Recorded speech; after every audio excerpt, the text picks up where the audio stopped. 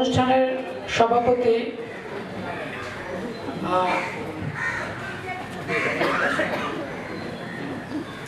ঢাকা বিশ্ববিদ্যালয়ের উপাচার্য মোশাররফ সিদ্দিকী স্যার একটু সময় নিচ্ছেন।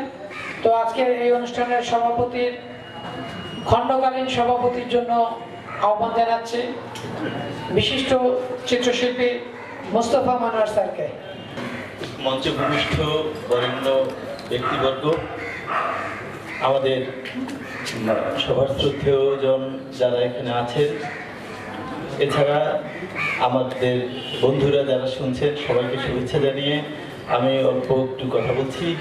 আসলে আমি আমি বলতে চাচ্ছি এইরকম যে আমাদের প্রয়াত সর্দার ফজলুল করিম স্যার এখানে বই দিয়েছিলেন, ওইটা হলো দর্শন কোষ লেখার বইটা দেওয়ার সাথে সাথে আমি স্যারকে বলছিলাম, স্যার আমাকে একটা অটোগ্রাফ দেন। তো স্যার তখন বললেন, ওই লিখে দিলেন যে দীপঙ্কর, এই বইটিতে আমার কোনো কৃতিত্ব নাই, সম্পূর্ণ কৃতিত্ব দর্শন ও দার্শনিকদের। আমি সেই কথাটিকে মনে করি আজকে বলতেছি, এই বইটি সম্পাদনা করেছি কিন্তু এই বইটায় আমার কোনো কৃতিত্ব নেই। এই বইটায় আমি একটু শুধুমাত্র শ্রম দিচ্ছি। আর রণ ভাই, মানে আমাদের হায়দার আকবর খান রণ, আমাদের বামতাত্ত্বিক এবং লেখক, উনি যতটা আমাকে সহযোগিতা করেছেন, আর জুয়েলা আপা সম্পূর্ণ জিনিসপত্র সাপ্লাই দিয়ে যতটা করেছেন, বাকিটা করছেন আমার বন্ধু শ্রাবণ প্রকাশক রবিনা হাসান। এই আর কি, এর সম্পাদক হিসেবে আমার কোনো কৃতিত্ব নাই, সব কৃতিত্ব ওনাদের। এই বইটি আপনারা দেখবেন এবং এই বইটির মধ্যে দিয়ে আমার মনে হয় আমরা যে শিল্পীকে এতদিন চিনতাম না, সেই শিল্পীকে আজকে অন্তত যারা পড়বেন বা দেখবেন তারা মনে করতে পারবেন। যেমন আমার মনে পড়ছে একটা ঘটনা, যে নবী স্যার, মানে আমাদের রফিকুল নবী স্যার, ওনাকে যখন আমি টেলিফোনে বলি যে স্যার এরকম একটা বই আপনি একটু আলোচক হবেন, স্যার প্রথমে চিনতে পারেননি, পরে আমি শুনেছি স্যার ছবিটা দেখে বলেছেন যে ও তো আমার বন্ধু ছিল। মানে এরকম বিষয়টা আসলে, যে ধূসর যে পাণ্ডুলিপি, আজকে সেটা অনেকটা চকচকে হয়েছে, সবার সামনে এসেছে। এবং এভাবে লোকান্তরিত কোনো প্রতিভা বা লোকায়িত কোনো প্রতিভা যাতে না থাকে, আমরা যাতে একটু যত্ন আত্তি করলেই সেটা সামনে আসে, সেই প্রচেষ্টা যাতে আমাদের সবার ভেতরে থাকে। এবং এই বইটি শুধু বই নয়, এই বইটি থেকে আমরা এই শিক্ষাটাই নিতে পারি। সবাইকে ধন্যবাদ। সুধীবৃন্দ, তুমি নীরবে এই গ্রন্থের শুধুমাত্র সম্পাদক নয়, এই গ্রন্থের যে শিল্পী এহসানুল আলম খোকন, তার বন্ধু, এবং এই যে বন্ধুর প্রতি যে দায়, সেই দায় নিয়ে এই বইটির সম্পাদনা। এবং এই বয়সে এসে আমি দেখেছি যে রণভাই এই বইটার জন্য কি পরিমাণ পরিশ্রম তিনি করেছেন। মানে সকালবেলা শ্রাবণে আসা, আবার বিকেলবেলা আসা, এই যে টান বন্ধুর প্রতি, একজন শিল্পীর প্রতি যে দায়, সেই দায় নিয়ে এই বইটি সম্পাদনা করেছেন প্রধান সম্পাদক হায়দার আকবর খান রণ এবং এহসানুল আলম খোকনের বন্ধু। এবার এই বইটি সম্পর্কে এবং শিল্পী সম্পর্কে বক্তব্য রাখবেন সভাপতি বরেণ্য শিল্পী মোস্তফা মনোয়ার। এখানে উপস্থিত আছেন আমাদের প্রধান অতিথি হিসাবে আমাদেরকে এই সভাতে গৌরবান্বিত করেছেন গণপ্রজাতন্ত্রী সরকারের মন্ত্রী, ওয়ার্কার্স পার্টির সভাপতি কমরেড রাশেদ খান মেনন। উপস্থিত আছেন বরেণ্য শিল্পী রফিকুল নবী, রণবী নামে যিনি বিখ্যাত। উপস্থিত আছেন ঢাকা বিশ্ববিদ্যালয়ের ইংরেজি বিভাগের অধ্যাপক, সুসাহিত্যিক এবং চিত্র সমালোচক সৈয়দ মঞ্জুরুল ইসলাম। সুধীমণ্ডলী, আপনাদেরকে স্বাগত, শুভেচ্ছা। আমি আসলে বইটার উপর কিছু আলোচনা করব না, কারণ আলোচনা করতে গেলে যে দক্ষতা লাগে, যে চিত্র সমালোচক হওয়ার জন্য যে গুণটি লাগে, সেটা আমার নাই।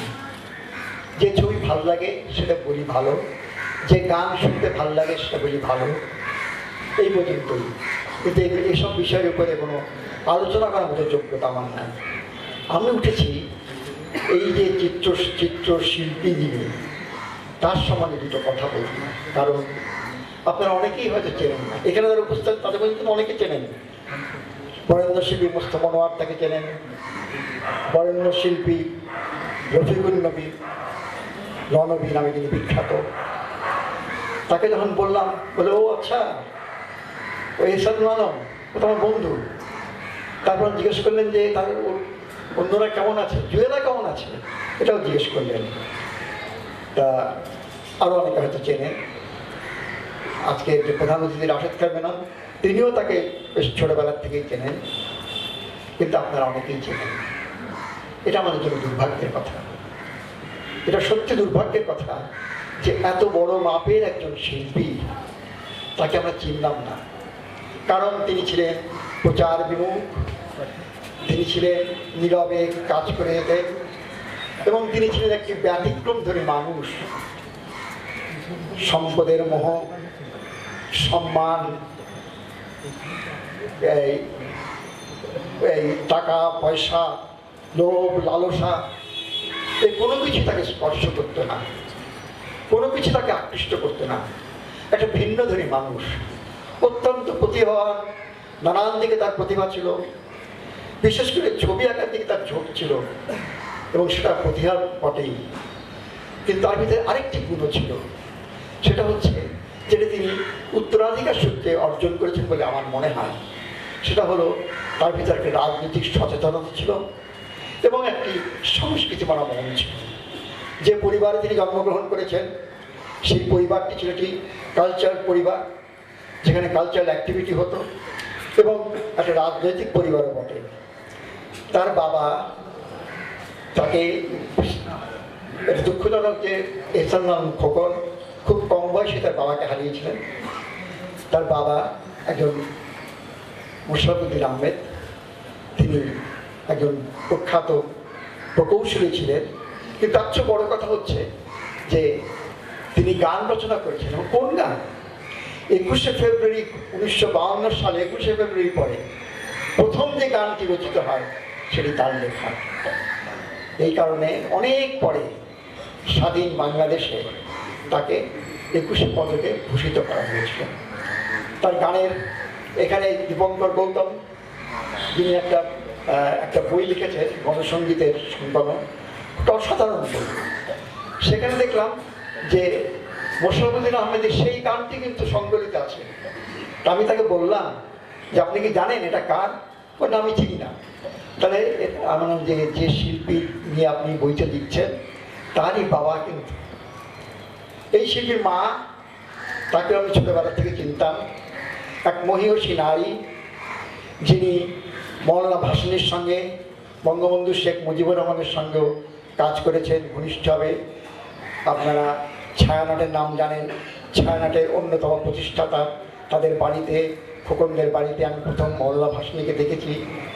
তার পিতা যখন শেষ নিঃশ্বাস ত্যাগ করেন, তাকে কবরস্থানে যখন নিয়ে যাওয়া হয়, সেখানে সে লাশে কার্ড দিয়েছিলেন যিনি, তার মধ্যে অন্যতম হচ্ছেন বঙ্গবন্ধু শেখ মুজিবুর রহমান। এমন এক পরিবারে জন্ম। তার চাচা, তার আপন চাচা মহিউদ্দিন আহমেদ, তিনি একজন বিখ্যাত রাজনীতিবিদ। ফলে আমি ওই বাসায় ওই মহিউদ্দিন সাহেবকে আমি তাকে চাচা বলে ডাকতাম। আমি তাকে একদিন দেখেছি তাদের বাড়িতে দাড়ি লাগিয়ে, দাড়িওয়ালা, কালো দাড়িওয়ালা, একজন সুঠামদেহী লম্বা একজন মানুষ, যে শুনলাম যে উনি আত্মগোপনে আছেন, কমিউনিস্ট পার্টি করতেন, ন্যাপ করতেন, পরবর্তীকালে আওয়ামী লীগ করেছেন। পরবর্তীকালে আমি যখন রাজনীতিতে গেছি তখন তার আরও ঘনিষ্ঠ সংস্পর্শে এসেছি। মোটামুটি এইভাবে একটি রাজনৈতিক সাংস্কৃতিক পরিবর্তন। আলতাফ মাহমুদ, বিখ্যাত গণশিল্পী আলতাফ মাহমুদ, তাদের বাসায় যাতায়াত করতেন। এইরকম একটা পরিবেশে খোকন বড় হয়েছে। ফলে কিছুটা তিনি উত্তরাধিকার সূত্রে অর্জন করেছেন। কিন্তু আরেকটি জিনিস যেটা তার শিল্প প্রতিভা এবং তার যে চারিত্রিক বৈশিষ্ট্য, যে বৈশিষ্ট্যের কথা একটু আগে উল্লেখ করলাম, যে দুনিয়ার লালসা, স্বার্থ, কোনো কিছুই তাকে স্পর্শ করতো না, দেশ বিদেশ কোনো কিছুই তার ভিতরে ছিল না। একজন অন্য ভিন্ন জগতের মানুষ, একটা শিল্প জগতের মানুষ। সেই মানুষটিকে আমরা চিনব না, আমরা জানবো না, আমরা ভুলে যাব ও মনেই রাখতে পারবো না, এর চেয়ে বড় দুর্ভাগ্যের কথা আমাদের জাতির জন্য হতে পারে না। তাই এই বইটি রচনা করার মধ্য দিয়ে, এই বইটি, এই অ্যালবামটি তৈরি করার মধ্য দিয়ে সেই হারিয়ে যাওয়া শিল্পীকে পুনরুদ্ধার করে যদি আগামী প্রজন্মের সামনে তুলে ধরতে পারি, আমার মনে হয় সেটি সবচেয়ে বড় আনন্দের কাজ হয় বলে, সবচেয়ে বড় ভালো কাজ হয় বলে মনে করছি। সেই লক্ষ্য নিয়ে আমি করেছি। এই ভিতরে যে ছবিগুলো আছে, ছবিগুলো কালেক্ট করা বেশ কষ্টকর হয়েছে, কারণ ঢাকায় কিছু আছে, আমেরিকায় কিছু আছে। কোনোদিন কোনো প্রদর্শনী আমি ঢাকায়, আমি অনেকবার প্রবীণকে বলেছিলাম যে একটা প্রদর্শনী করো না কেন, ঢাকায় একটা এক্সিবিশন হোক। ভ্রুক্ষেপ নাই, কোনো প্রয়োজন নাই, কোনো বোধ নাই, কোনো দরকার মনে করেন। কারণ এগুলোর অনেক অনেক ঊর্ধ্বে একটা ভিন্ন জগতের মানুষ ছিলেন, অসাধারণ মানুষ, অসাধারণ প্রতিভা, একই সঙ্গে একটা বিরাট মাপের মানুষ। সেই মানুষটিকে আজকে আমি শ্রদ্ধাভাবে স্মরণ করেই আপনাদের কাছ থেকে বিদায় নিচ্ছি। আপনাদের সকলকে ধন্যবাদ, অসংখ্য ধন্যবাদ। এহসানুল আলমের স্মৃতিতে নিবেদিত আজকের এই অনুষ্ঠানের শ্রদ্ধেয় প্রধান অতিথি মাননীয় মন্ত্রী মহোদয় রাশেদ খান মেনন, মঞ্চে উপবিষ্ট হায়দার আকবর খান রনক, রয়েছে দীপঙ্কর গৌতম, এহসানুল আলম সম্বন্ধে লিখেছেন যিনি, এবং আজকের অনুষ্ঠানের সভাপতি শিল্পী এবং আমার শিক্ষক শিল্পী মোস্তফা মনোয়ার। কদিন আগে হঠাৎ করেই হায়দার আকবর রনক আমার অফিসে গিয়ে হাতে ধরেন। আমি একটু অবাক হয়েছিলাম যে সচরাচর তাকে আমি তো কোনোদিন বাইরে দেখা হয়, বাইরে নানান ইসেতে, কিন্তু তার সাথে চারুকলায় কখনো দেখা হয়। সেইখানে দেখে আমি অবাক হয়েছিলাম। তার হাতে খুবই সুন্দর একটি বই, অ্যালবাম, এবং সেইটি নিয়ে বললে যে আপনার সাথেই প্রয়োজন। বইটি হাতে নিয়ে বললো যে আমার এক বন্ধু, তার সম্বন্ধে একটি বই বেরিয়েছে, উনি ছবি আঁকতেন, আপনি একটু দেখেন এবং এইখানে একটি অনুষ্ঠান হবে, আপনাকে থাকতে হবে। আমি বইটি হাতে নিয়ে চমকে উঠলাম, যারে এ তো আমাদের এহসানুল আলম খোকন। এই খোকন এবং আমরা কিন্তু একই বছর ম্যাট্রিক পাস করেছিলাম 1943-এ। এবারে এহসানুল আলমের ছবি এবং এই গ্রন্থ নিয়ে আলোচনা করবেন লেখক, চিত্র সমালোচক, অধ্যাপক সৈয়দ মঞ্জুরুল ইসলাম। শিল্পী এহসানুল আলমকে শ্রদ্ধা জানিয়ে আয়োজিত অনুষ্ঠানের মাননীয় সভাপতি, মাননীয় প্রধান অতিথি, মঞ্চে উপবিষ্ট বিশিষ্টজন এবং সুধীমণ্ডলী, এহসানুল আলম খোকনের নামের সঙ্গে আমার পরিচয় ছিল, কাদের সঙ্গে পরিচয় হয়নি। সেটি আমার সীমাবদ্ধতা। যে অর্থে একজন শিল্পীর অনেক কাজ দেখার সুযোগ হয়, সেরকম সুযোগ আমাদের সামনে ছিল না। আপনারা শুনেছেন যে শিল্পী নিভৃতচারী একজন মানুষ ছিলেন, নিজের মনের আনন্দে ছবি আঁকতেন, কোনো প্রদর্শনীতে দেখানোর জন্য হয়তো ছবি আঁকতেন না, সেই তারাও তার ভিতরে ছিল না বলে আমার মনে হয়। আর তার ছবি দেখে আমার মনে হয়েছে আসলেই তিনি খুব আত্মনিমগ্ন একজন শিল্পী ছিলেন।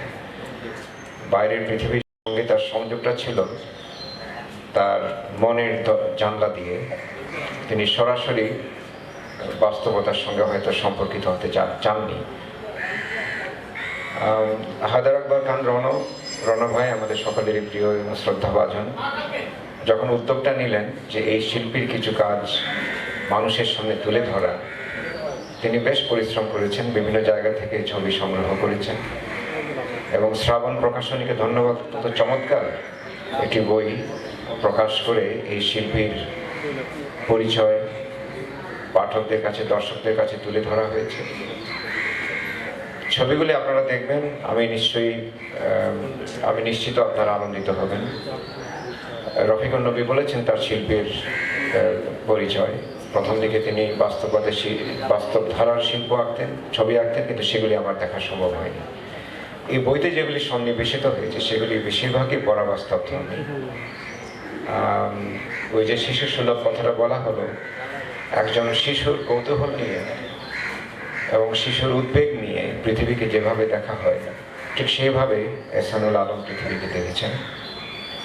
মানুষের ছবি আছে, অবয়ব আছে এবং নিরীক্ষা ধর্মিতা তো প্রবল, নানান ধরনের নিরীক্ষা করেছেন ফিগারের সঙ্গে বাস্তবকে, পরাবাস্তবকে মিলিয়ে। আমার যেটা মনে হয়েছে যে তিনি ঠিক প্রদর্শনীর জন্য ছবি আঁকতেন না, সেই রকম পরিপাটি যত্ন আপনারা ছবিতে দেখবেন না।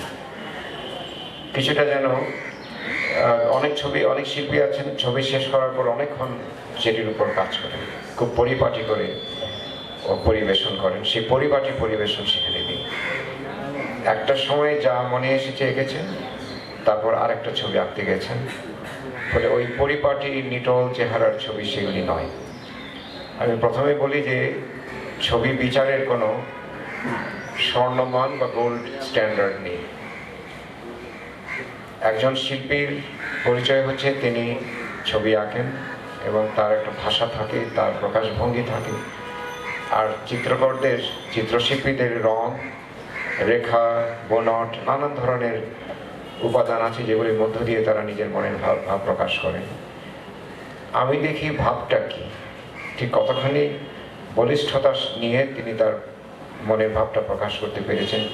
কুশলতার বিষয়টা অনেক সময় চর্চিত, কিন্তু যে শিল্পী নিজেকে নিজে তৈরি করেন তিনি হয়তো ওই কুশলতার সন্ধান করেন না, তিনি সন্ধান করেন তার আত্মপ্রকাশের, তাৎক্ষণিক আত্মপ্রকাশের বিশিষ্টতার। সেটি এই ছবিগুলিতে প্রত্যেকটিতে আছে। তিনি যা বলতে চেয়েছেন খুব পরিষ্কারভাবে আমরা বুঝতে পারি। তার চিন্তাগুলি খুব স্বচ্ছ, তার ভাবনাগুলিও স্বচ্ছ, কিন্তু একটা মনস্তাত্ত্বিক মাত্রা থাকায় আপনাদের সবাইকে সেই ছবিগুলির সঙ্গে অনেকক্ষণ কাটাতে হবে, সেগুলিকে পড়ার জন্য অনেকখানি সময় দিতে হবে, বোঝার জন্য কিছুটা সময় দিতে হবে। এটি একজন বড় শিল্পীর একটা বড় কাজ, যে একজন দর্শককে তার ছবির সঙ্গে কতক্ষণ ধরে রাখতে পারে। আমি অনেকক্ষণ ধরে অনেকগুলি ছবি দেখেছি। আমার দুঃখ লাগে যে এই শিল্পীকে আমরা তার সৃষ্টির সবচেয়ে ভালো মুহূর্তগুলিতে আমরা পাই।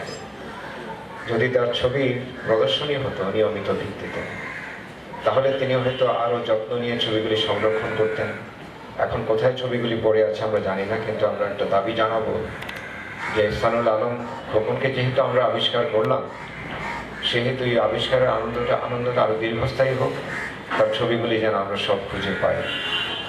একজন শিল্পীকে প্রকৃত শ্রদ্ধা জানানো যায় তার ছবির প্রতি নিবিষ্ঠতা এবং নিমগ্নতা দেখিয়ে।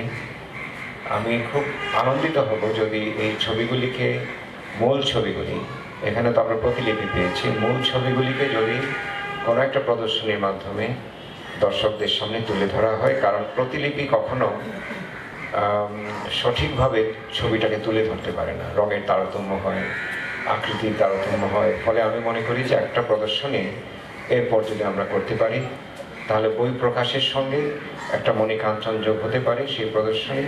তাহলে শিল্পীকে নিয়ে আমাদের হয়তো প্রত্যেকেরই অনেক স্বচ্ছ ও সুন্দর ধারণা হবে। তো এই প্রত্যাশা রেখে আপনাদের সবাইকে ধন্যবাদ জানাই এবং আমি এই শিল্পীর প্রতি আমার ব্যক্তিগত শ্রদ্ধা এবং ভালোবাসা জানাই। তুমি রবে নীরবে এই গ্রন্থের প্রকাশনা উৎসবের আজকের অনুষ্ঠানের প্রধান অতিথি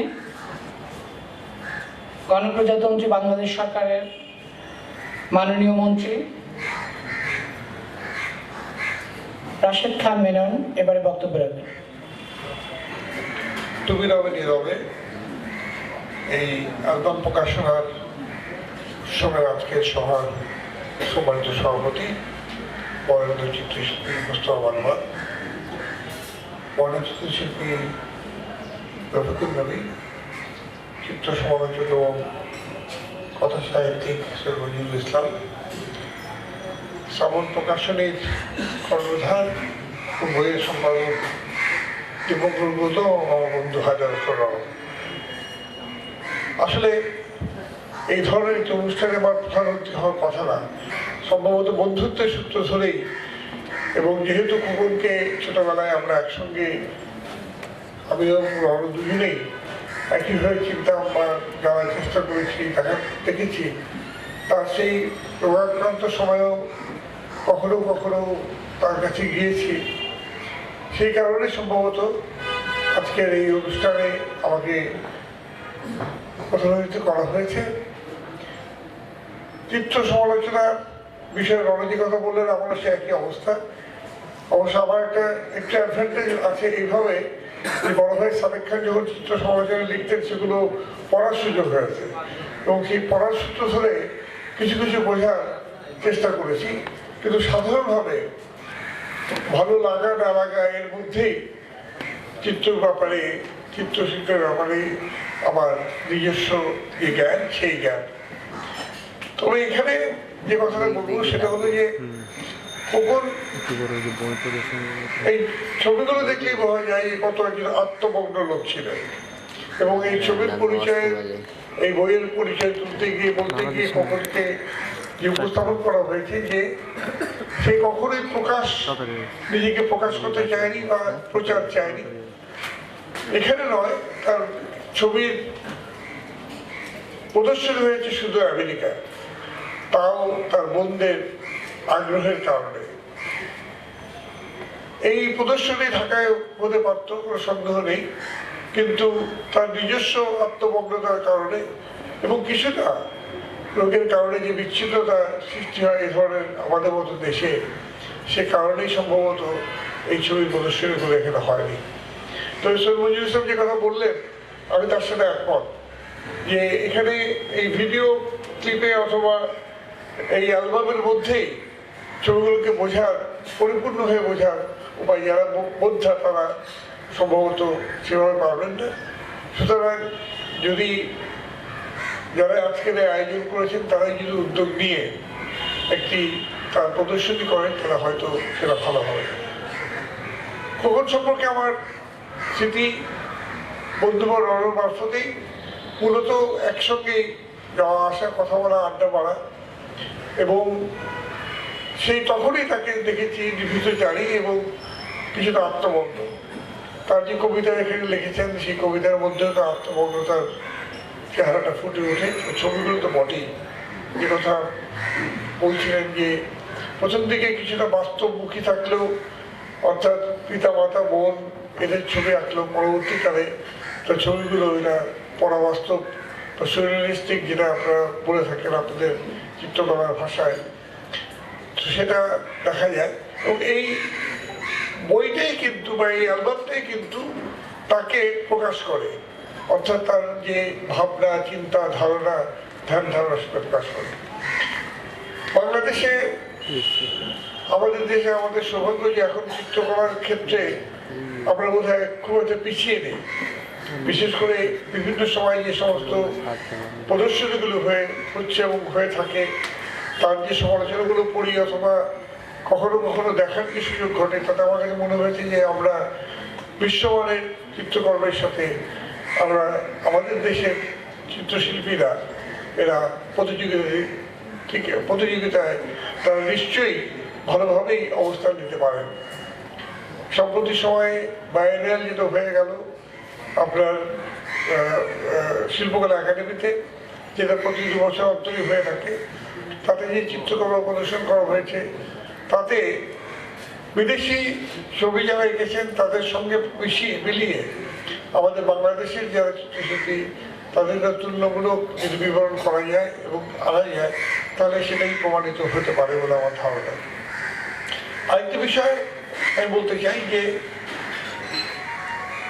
এই ক্ষেত্রে একটু সুযোগেরও বৃদ্ধি করেছে। যখন মোস্তফা মনোয়ার ভাই অথবা রফিকুল নবীরা যখন করেছেন তখন একটা কেবলমাত্র ফ্যাকাল্টি ঢাকা ইউনিভার্সিটির একটি চিত্রকলা চালু করার ফ্যাকাল্টি ছিল, কিন্তু এখন বহু জায়গায় এই ফ্যাকাল্টিগুলো বা ইউনিভার্সিটিতে অথবা ইনস্টিটিউট স্থাপন করে চিত্রকলার চর্চা চলছে। সবচেয়ে বড় কথা যে আমাদের, যদিও এটা মধ্যখানে উঠে গিয়েছিল, আমরা ছোটবেলায় কিন্তু স্কুলে ড্রয়িং শিখতাম, ড্রয়িং টিচার ছিলেন এবং অনেক নাম করা চিত্রকর তারা কিন্তু এই ড্রয়িং টিচার হিসেবেও কিন্তু আমাদের সামনে কিন্তু উপস্থিত হয়েছেন। তাদের একজনকে আমি এখনো স্মরণ করি, আমার নিজের শিক্ষক ছিলেন মোস্তফা আজিজ, যদি আপনাদের বলে থাকে নিশ্চয়ই তার কথা। সে মোস্তফা আজিজ তার যে রেখার টান, এটা আমাকে এখনো, আমি যখন ক্লাস 3, 4, 5-এর ছাত্র, ক্লাস 7-এ যখন ছাত্র, তখন আমার সৌভাগ্য হয়েছিল ও পরবর্তীকালে আমার কার্তিক পড়াশোনা পর্যন্ত যোগাযোগটি ছিল। তো সেটা কিন্তু মধ্যখানে বন্ধ হয়ে গিয়েছিল, কিন্তু নতুন জাতীয় শিক্ষানীতিতে আপনারা জানেন যে চারুকলাকে এবং চিত্রকলাকে এটাকে অবশ্য পাঠ্য হিসেবে দেওয়া হয়েছে। যদিও এর আমার প্রয়োজন মতো শিক্ষক নেই, প্রয়োজন মতো ব্যবস্থায় যে স্কুলগুলো তারা এটাকে বাড়তি বোঝা বলে মনে করে এবং ছেলেমেয়েরাও এটাকে বাড়তি বোঝা বলে মনে করে, কারণ এখানে সময় দিতে হয়। অন্য আপনার মানে এমসিকিউতে সময় দেওয়া অনেক কম লাগে, কেবলমাত্র টিকপাক দিলেই চলে। এখানে কিন্তু টিকপাক দিলে চলে না, এখানে তার প্রতিভার অন্তত প্রকাশ ঘটাতে হয়। তো এটা চালু করা হয়েছে। আমি আশা করব এবং আমরা আশা করব যে আরও অনেক নতুন নতুন শিল্পী বেরিয়ে আসবে। তবে খোকন তার যে চিত্রকর্ম দিয়ে আমাদেরকে ধন্য করলেন, সেটাকে আমরা সবাই স্মরণ রাখবো, তাকেও এর মধ্য দিয়ে আমরা স্মরণ রাখবো। একথা বলে আপনাদের সকলকে আমরা আন্তরিক ধন্যবাদ জানিয়ে শেষ করছি। বাংলাদেশ চিরজীবী হোক।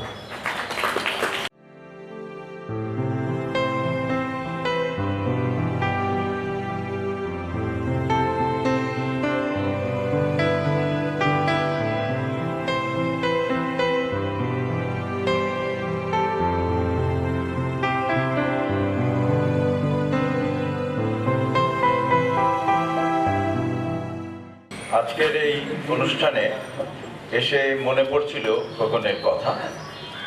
খোকন আমাদের আত্মীয়, আমার মেজবুবুর, আমার যে দুলাভাই, তার বড় বোন এর মা ছিল। সুতরাং আমাদের পরিবারে যাওয়া আসা ছিল এবং আমি অনেক ছোটবেলাতেই দেখেছি যে এই আঁকাকে কাজ করতে বেশ ভালো ইয়ে করতো। একদিন বেশ যখন একটু কোথাও ম্যাচিওর হয়েছে, তখন একদিন দেখে আমি নিজেই অবাক হয়ে গেছিলাম, ওই দেয়ালে ছবি এঁকেছে। তারপর আমি বললাম যে তুমি একদম সিরিয়াসলি ছবি আঁকো না কেন, আঁকতে থাকো, তাহলে নিশ্চয়ই তুমি এটা ভালো দিকে যেতে পারবে। তারপরে অনেক প্রবলেম বলতো, জীবনের প্রবলেম এইসব। আমরা ঠিক আছে, এইগুলোই তুমি প্রকাশ করো তোমার চিত্রের মাধ্যমে, কাউকে বলে তো লাভ নেই। কারণ এই সমস্ত প্রবলেম পৃথিবীর কাউকে না কাউকে বলতে হয়, কাউকে না কাউকে দিতে হয়। খালি প্রবলেম বলে গেলে তো হবে না, বক্তৃতা করলেও হবে না, নানাভাবে দিতে হবে। শিল্পে দিতে হবে, সাহিত্যে দিতে হবে, পেন্টিং তো বটেই। তো সমাজ গঠনে এইগুলো ভীষণ প্রয়োজন। তো ও বেশ সমাজ নিয়ে চিন্তা করতে বোঝা যাচ্ছে ওর চিত্রকলা থেকে, যদিও যেটাকে বলি আমরা ঠিক রিয়েলিস্টিক অ্যাপ্রোচ না, এটা একটু অ্যাবস্ট্রাক্ট ফর্ম এবং সুরিয়ালিস্টিক ফর্ম। সুরিয়ালিস্টিক হলো যেটা আমি এই বাস্তব নিয়ে কল্পনা করব, কিন্তু একদম অন্যরকম। আমি স্বপ্নে যেরকম উড়ে যায়, আমার বাস্তবতা থাকে না, তো সেই রকম আমি স্বপ্নে যদি উঠতে পারি, তাহলে জাগরণ অবস্থায় কেন উঠতে পারবো না? সেটা যদি আমি উড়ে যাচ্ছি, আকাশে ছবি আঁকি, তাহলে অনেকটা সুরিয়ালিজম হয়। কিংবা এই ধরনের চিন্তাধারা, একটা পাথর দিকে যদি মনে হয় যে এটা একটা খুব সুন্দরী মেয়ের মুখ, তাহলে সেটা যদি আঁকে একটু অন্যরকম করে, তাহলে সেটা হলো যে একটা দারুণ নতুন কিছু, কিন্তু রিয়েলিস্টিক, একেবারে রিয়েলিস্টিক। যাই হোক, আমার মনে হয় সেই ধরনের কিছু কাজ ও করেছে। আর পরবর্তীতে অবশ্য ওর একটু বোধহয় অসুস্থ হয়ে পড়লো, সেই জন্যে খুব একটা কাজ করতে পারেনি, কিন্তু আমি ভীষণভাবে উৎসাহ দিয়েছিলাম ওকে। আমি অবাক হয়ে গেছিলাম যে এত ভালো আঁকে, দেয়ালে আঁকছে কেন, দেয়ালে তো রাখা যাবে না। তারপরে ভাবলাম যে ওকে বললে লাভ নেই, দেয়ালে ছবি আঁকলেও সেই ছবি সঠিক। যেরকম আমার নাতনি, ও 2 বছর থেকে ছবি আঁকে, তবে ওর জায়গাটা হলো দেয়াল। আমার এখানে এসে উপরে থাকে, ওরা নিচে তাতে এসে দেয়ালে। আমার স্ত্রী মাঝে মাঝে ভাই নষ্ট করছে, আমি বললাম ভাই নষ্ট করবো না, দেয়াল তো আবার ঠিক করা যাবে। তোকে ছেড়ে দিয়েছি তো, এই পর্যন্ত একটা ছবিতে ভরা। হ্যাঁ, এবং আমি বলবো যে এই যে অনুভূতি, যার ওরা কাগজপত্র পছন্দ করছে না, দেয়ালে একদম। তো সেই রকম আপন মনে যে ছবি আঁকা, মন থেকে বেরিয়ে আসা ছবি আঁকা, এবং তাদের যে অ্যাপ্রিসিয়েশন, সেটা অদ্ভুত, একদম অবাক লাগে যে সুন্দর কি সুন্দর। এই ধরনের যারা চিন্তা করে তাদের কাছে সুন্দর মানেটা কিন্তু একদম অন্যরকম। আমরা বলি অনেক রকম ব্যাখ্যা দিই, কিন্তু আমার নাতনি একটা ব্যাখ্যা দিয়েছে, সেটা বললে এই ধরনের ছবি বোঝা যাবে। তো ওর 3 বছর বয়স, তো আমরা একটা ওর মানে মায়ের বিয়ের ছবি এলাজ করে এনেছি, দেখেছি। তো দেখেছে বলে এটা তো বাবা, এটা কি, মাকে চিনতে পারে না, গয়না পরে এখানে এখানে, আজকে তো অনেক বেশি গয়না পরে না, এখানে ওখানে। আবার আগে তো বাড়িতে সাজানো হতো, এখন ইয়েতে সাজায়। সব মেয়েই একরকম, তাই না? তো যাই হোক, ও দেখেছে খুব সুন্দর দেখতে, মানে বেশ ভালোই দেখতে, এবং সেজেছে। আর ও ভীষণ রেগে গেছে। ও জিজ্ঞেস করে এটাকে, বলে এটা তো বউ, যখন বউ হয়েছিল তখন তোমার মায়ের। ও রেগে গিয়ে বললো, মা তুমি কোনোদিন আর বউ হবে না, খালি মা থাকো। এইটা সাংঘাতিক একটা নান্দনিক বোধের কথা বললো। এত সুন্দর সেজেও সে ধমক খেলো যে এইটা করো না, তুমি বউ হও না, তুমি মা থাকো। এই যে সুন্দর বোধের কত রকম যে তফাৎ, সেইগুলোই শিল্পকলা। সেই জন্যই খালি ছবি নয়, কারো ছবি নয়, অর্থাৎ একেবারে অন্তরের কথা। মানে কি বলবো, একটা অনেক শিল্পী বলে যে আমি আমার চিত্রকর্মই আমার ইবাদত, এরকম কথা বলে যখন বলা হয় যে ছবি আঁকা খারাপ, হেন তেন, এরকম অনেক কিছু আমরা শুনেছি পাকিস্তান আমল থেকে। বরং পাকিস্তান আমলে কম ছিল, এখন একটু বেশি হয়েছে। যাই হোক, এর মধ্যে আমাদের ছবি আঁকতেই হবে। আর এই ধরনের চিন্তাধারা, সেই জন্য আমি খোকনকে এই যে এত সুন্দর একটি বই বার হয়েছে তার জন্য ধন্যবাদ দিই তার বোনকে এবং তার পরিবারকে, যে বইটি সত্যিই ভালো হয়েছে আর লেখাটি ভালো হয়েছে। আর সত্যি সে অনেক রকম চিন্তা করতো, যে একটা ফর্ম নিয়েছিল যেটা একেবারে সহজ পদ্ধতিতে, তবে ও যে দেখাতো না মানুষকে, সাধারণ মানুষকে দেখাতো না, তার একটা কারণও আছে। রবীন্দ্রনাথ ছবি আঁকতেন, তো উনি তো শেখেননি। তো উনি একবার নৌকায় ছবি আঁকতে চেষ্টা করেছিলেন, করতেন। তো যেটা চিঠিতে লিখছেন যে আমি এখন ছবি আঁকছি, তবে পেন্সিলের চেয়েও রবারটি বেশি খরচ হইতেছে।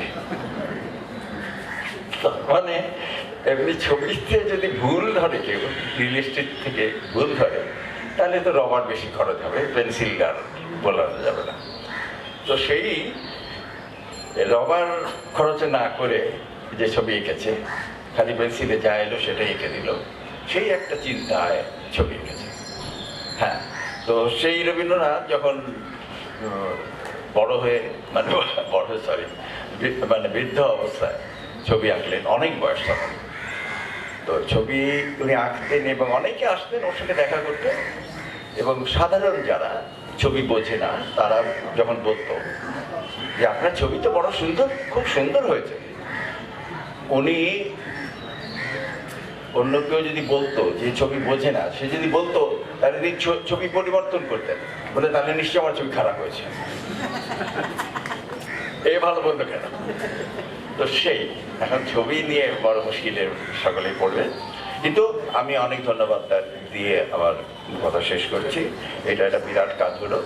আর আমাদের দুইজন অসাধারণ কথা বলেছেন, আমাদের মাননীয় মন্ত্রী কথা বললেন, চমৎকারভাবে বলেছেন। আর নবী ওর সম্পর্কে যেটা বললো সেটা খুবই খুবই মানে একদম সত্য রূপটা সে দিতে পেরেছে। এবং আমাদের চিত্র সমালোচক তিনিও অন্যদিকে একটা পথ দেখালেন। এবং আমাদের এক্সিবিশনটা যদি করা যায় তাহলে আমি আমার পরিবারেরকে অনুরোধ জানাবো যেন এই এক্সিবিশনটা সত্যি সত্যি এক্সিবিশনটা হয়। কারণ সত্যি ছবিতে ঠিক বোঝা যায় না, পেন্টিংয়ের তুলি চালানো, রঙের এটা ওটা অনেক কিছু।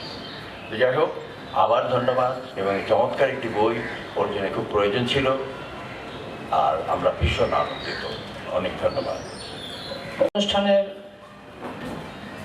যার সভাপতিত্ব করার কথা ছিল স্যার একটু দেরি করে আসছেন, তো অনুষ্ঠান প্রায় শেষ, তবু তিনি এসে পৌঁছেছেন, এটা আমাদের জন্য অনেক বড়। আমি আজকের অনুষ্ঠানের শেষ বক্তা হিসেবে তাকে বক্তব্য রাখার জন্য আহ্বান জানাচ্ছি ঢাকা বিশ্ববিদ্যালয়ের উপাচার্য মশা আরিফিন সিদ্দিকী স্যারকে।